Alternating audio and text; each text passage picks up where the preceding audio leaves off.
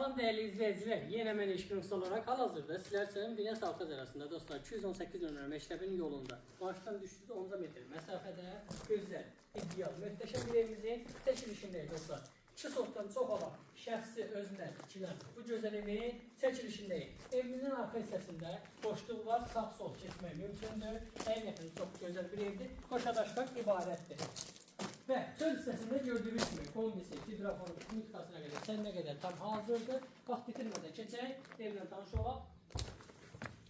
Daxil olan kimi belə bir xudmani koridor bizi qarşılayır dostlar. İlk öncə bu hissədə geniş bir yataq otağı mövcuddur. Və belə bir geniş zalımız mövcuddur. A boyları həqiqətən çox zövqlə qurulub. Və belə bir geniş yataq otağı mövcuddur dostlar. Bu hissədə yerləşir sentör qovşaq hissəsi.